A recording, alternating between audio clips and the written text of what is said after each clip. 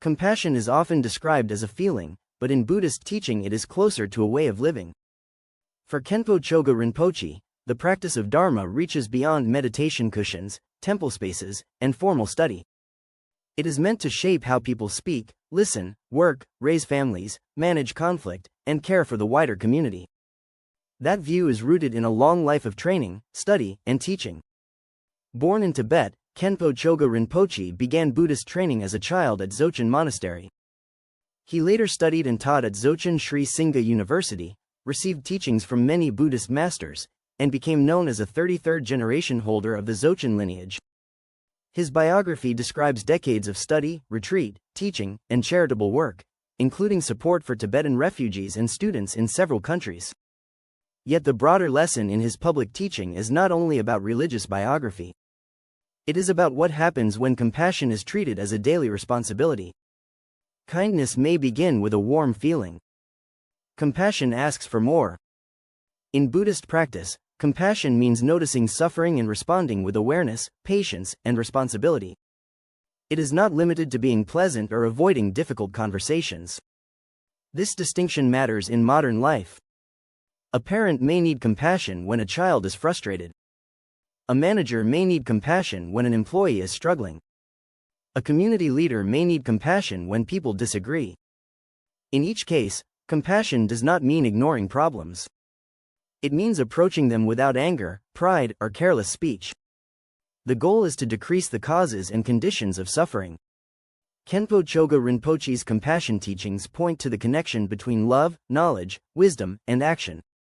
His students have described his teaching in simple terms: love and compassion joined with knowledge and wisdom become Buddha Dharma.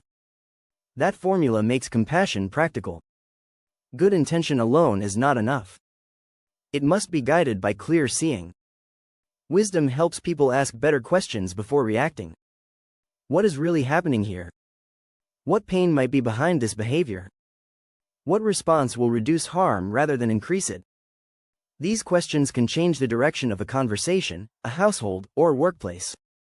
Compassion also requires discipline. It is easy to speak gently when life is calm.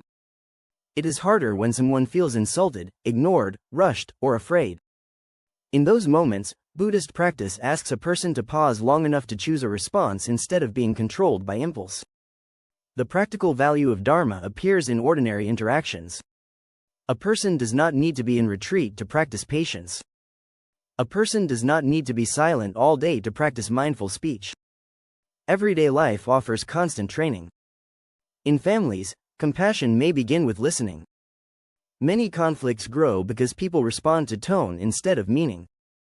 A child says something disrespectful, a spouse becomes defensive, or an older relative repeats a concern. The first reaction may be irritation. A more aware response asks what need, fear, or confusion may be present. This does not remove accountability. Compassion is not weakness. It can include correction, boundaries, and direct speech. The difference is the intention behind the response. The purpose is not to win control, but to reduce confusion and restore respect. In workplaces, compassion can improve communication. Teams often struggle when people assume the worst about one another. A missed deadline becomes a character judgment. A short message becomes a sign of disrespect. A mistake becomes proof that someone does not care. Mindful leadership looks at the full picture. It considers workload, clarity of instruction, pressure, and trust. A compassionate leader still expects high standards, but those standards are supported through communication and fairness. This helps create a culture where people can admit mistakes, ask questions, and improve. For his students, this makes practice less distant, because the measure of progress is seen in conduct, not only in formal ritual or study. During conflict, compassion is tested most clearly. Anger narrows attention. It makes people focus on defending themselves instead of understanding the situation. Buddhist teachings on awareness give people a way to notice anger before it controls speech or action. This is where Khenpo Choga Rinpoche mindfulness and compassion become especially relevant. Mindfulness helps people see the rising emotion. Compassion helps them decide what to do with it. Together, they create space between feeling and response. Modern audiences often think of emotional control as suppression. Buddhist practice takes a different view. Emotions are not denied. They are observed with clarity so they do not become harmful behavior. Someone can feel anger without speaking cruelly. Someone can feel fear without making a reckless decision. Someone can feel sadness without becoming closed to others. This is not easy, and it is not immediate. It takes training.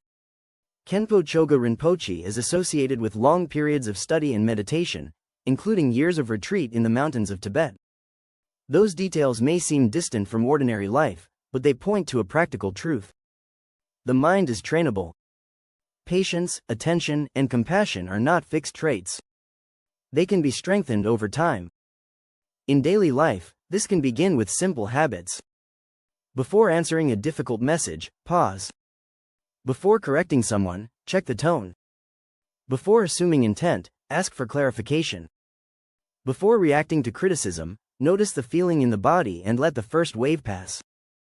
These small actions are not minor. They are the places where spiritual practice becomes visible. Meditation is sometimes misunderstood as escape. People may imagine it as a way to avoid stress, withdraw from relationships, or rise above practical concerns. In Buddhist teaching, meditation is better understood as preparation for life. Meditation trains attention.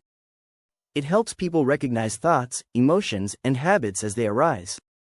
That recognition becomes useful when life becomes difficult.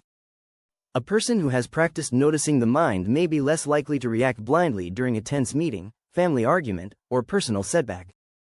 The goal is not to appear calm while ignoring problems. The goal is to bring steadiness into action. Meditation prepares a person to listen more fully, speak more carefully, and make decisions with less confusion.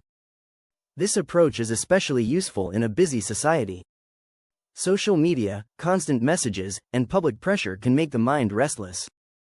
People are encouraged to react quickly, compare themselves to others, and treat attention as something to be spent everywhere at once.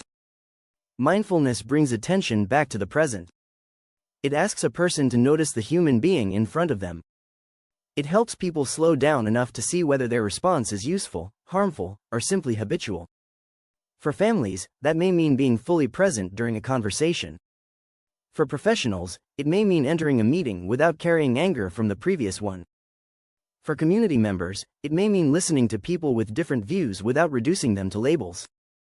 Compassion becomes most meaningful when it extends beyond private feeling. Communities are shaped by repeated choices.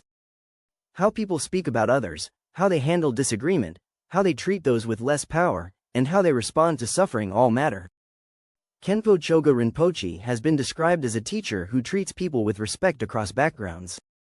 His work has included teaching students in more than 40 countries and supporting charitable activities connected to education and refugee care. These details show compassion as service, not only sentiment. Ethical living is part of that service. In everyday terms, ethics means trying not to harm others through speech, action, or neglect. It also means taking responsibility for the effects of one's choices.